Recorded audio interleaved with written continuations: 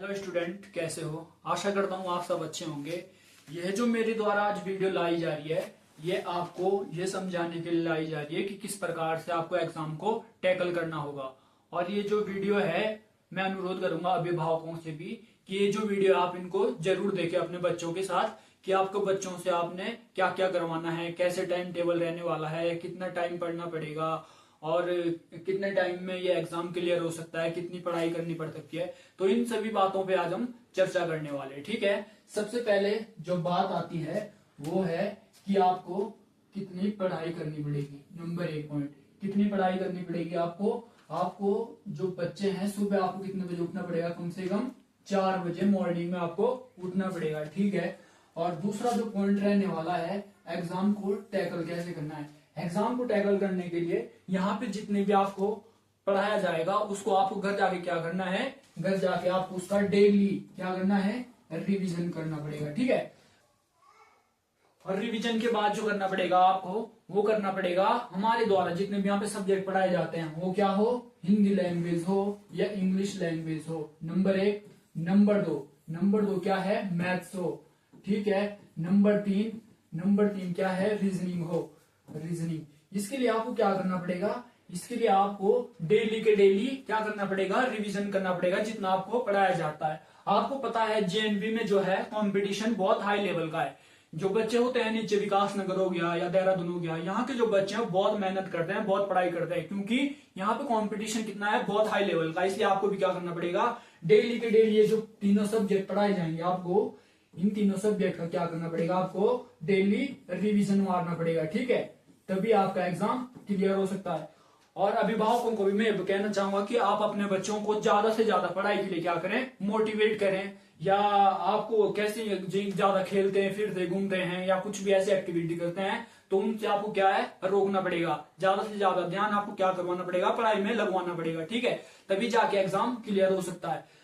अगला जो पॉइंट रहने वाला है वो क्या रहने वाला है, एग्जाम को लेकर रहने वाला है कि किस तरीका का पैटर्न है और किस तरीके से एग्जाम में इसमें सिलेक्शन होता है। ठीक है, आपको पता है कि इसमें कितने सब्जेक्ट होते हैं, इसमें होते हैं 3 सब्जेक्ट। ठीक है, क्या होता है इसमें होता है सबसे पहले हिंदी लैंग्वेज, दूसरा होता है मैथ्स और तीसरा होता है रीजनिंग।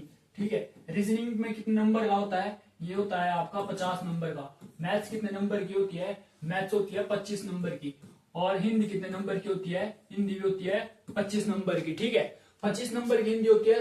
तो इसमें जो सबसे बड़ा खेल है वो आपको ध्यान से समझना पड़ेगा। इसमें सबसे बड़ी जो बात है जेएनयू में, इसमें सबसे बड़ी बात है कि हर सब्जेक्ट में आपको क्या होना पड़ेगा, पास होना पड़ेगा। अब ऐसा नहीं हो सकता कि आपने 25 में से 9 नंबर लेके आ गए तो आप क्या हो जाओगे, मेरिट से बाहर हो जाओगे। या 50 में से 50 लेके आ गए और 25 में से 25 लेके आ गए, लेकिन मैथ्स में आपके 9 नंबर आ गए तो आप एग्जाम से बाहर हो जाओगे। ठीक है, आपकी काउंटिंग यहाँ पे नहीं होने वाली है। नंबर दो बात, अगर हम हिंदी की बात करें, अगर हिंदी में आपके माना 25 में से कितने नंबर आ रहे हैं, 9 नंबर आ रहे हैं, और मैथ्स में कितने नंबर आ रहे हैं आपके, 25 में से 25 नंबर आ रहे हैं, और रीजनिंग में 50 में से 50 नंबर आ रहे हैं, फिर भी आप एग्जाम से बाहर हो। क्यों? इसलिए बाहर हो क्योंकि आपके जो हिंदी में सिर्फ 9 नंबर आए। तो कहने का मतलब यह है कि आपको हर सब्जेक्ट में पास होना जरूरी है, और पास होने के लिए नंबर जो चाहिए 50 में से यहाँ पे चाहिए कम से कम 20 नंबर। ठीक है, और यहाँ पे 25 में से कम जो नंबर लाने पड़ेंगे वो 10 नंबर लाने पड़ेंगे। अगर आप 10 से कम लाते हो तो आप मेरिट से ऑलरेडी बाहर हो जाओगे। ठीक है, इसी प्रकार से यहाँ पे 25 में से आपको जो 10 नंबर है वो जरूरी ही लाने। इन बातों को आपको विशेष ध्यान देना है। ठीक है, कितने नंबर लाने जरूरी है, 10 नंबर आपको जरूरी लाने हैं। और नंबर 2 बात मैं आपको बता दूं, अब काफी बच्चे ऐसे होते हैं जिनके कितने नंबर आते हैं, 86, 90। ऐसे भी बच्चे होते हैं जिनके 86 नंबर आते हैं या 90 नंबर आते हैं, लेकिन अगर किसी सब्जेक्ट में, इनमें से अगर किसी सब्जेक्ट में उनके 9 नंबर आ गए तो वो 90 नंबर ला के भी बाहर हो जाएगा मेरिट से। ठीक है, अगर 90 नंबर ला रहा है, किसी सब्जेक्ट में पास नहीं हो पा रहा है इंडिविजुअली, तो मेरिट से बाहर हो जाएगा। और कभी ऐसा भी होता है कि 80 नंबर वाला भी सिलेक्ट हो जाता है। क्यों? वो इसलिए हो जाता है क्योंकि वो हर सब्जेक्ट में पास होया होता है। मैथ्स में 10 में से 20 में 25 में से हो या तो 12 नंबर लेके आएगा। ठीक है, वो यहाँ पे क्लियर हो गया। यहाँ पे 50 में से 45 मार लिए, यहाँ पे 25 में से 20 मार लिए, इसका मतलब वो हर सब्जेक्ट में क्लियर है और वो आसानी से 80 नंबर बना के भी अपना सिलेक्शन ले जाता है और 90 वाला भी रह जाता है। क्यों? क्योंकि उसके नंबर 9 ही थे। पास होने के लिए कितने चाहिए? हर सब्जेक्ट में 10 नंबर जरूरी होते हैं। ठीक है, आशा करता हूं ये जो मैंने आपको समझाया है पूरी डिटेल से ये आपको समझ आ गया होगा। तो अभिभावकों से मेरा विनम्र निवेदन रहेगा, अपने बच्चे पे विशेष ध्यान दें, क्योंकि यहाँ पे कंपटीशन लेवल बहुत हाई लेवल का रहने वाला है और पढ़ाई आपको इन बच्चों को कम से कम सुबह 4 बजे उठाना पड़ेगा, तब जाके एग्जाम क्लियर हो सकता है। तो अगला जो पॉइंट बताने वाला हूं मैं, आपको ध्यान से देना है। हमारे बच्चों की जो यहाँ से छुट्टी हो जाती है वो कितने बजे हो जाती है? आप सभी को पता है, ट्यूशन का जो टाइम है वो 4 से 5:30 बजे है। ठीक है, 5:30 बजे के बाद बच्चा यहाँ से घर छूट जाता है और माना बात कितने आधे घंटे या पौने घंटे में वो घर पहुंच जाता है। तो मैं मानता हूँ आपका बच्चा जो है 6 बजे तक घर पहुंच जाता है। अब इसके बाद जो शेड्यूल रहने वाला है ध्यान से सुनना है, क्या क्या आप बच्चों से करवाओगे। ठीक है, बच्चे तो बहुत छोटे हैं, इतना उनको पता नहीं होता, लेकिन जो गार्जियंस है, पेरेंट्स है, उनको मेरा विशेष अनुरोध है कि वो क्या करवाना है।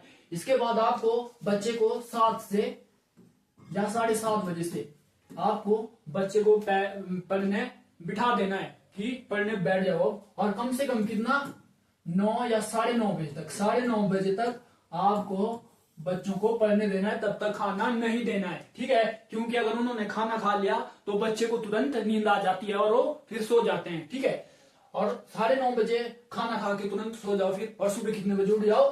सुबह उठ जाओ 4 बजे, और 4 बजे से वापस पढ़ाई में लग जाओ। आप जो 5th क्लास का सिलेबस है स्कूल का इतना इंपॉर्टेंट नहीं है जितना इंपॉर्टेंट की एग्जाम है। अगर ये एग्जाम एक बार क्लियर हो गया तो आपकी पूरी लाइफ सेट होने वाली है। ठीक है, तो ये एग्जाम, यही अनुरोध है कि आप अपने बच्चों को टाइम टेबल फॉलो करवाएं। 1-2 दिन हो सकता है प्रॉब्लम हो, लेकिन अगर 1 महीना, 1 हफ्ता या 1.5 महीना लगातार अगर ये शेड्यूल फॉलो कर लिया तो मैं मानता हूं कि आपका बच्चे का सिलेक्शन ज्यादा दूर नहीं है। ठीक है, तो इन्हीं शब्दों के साथ अपने इन बातों को मैं विराम देता हूं। तो चलिए, बहुत बहुत धन्यवाद आपका।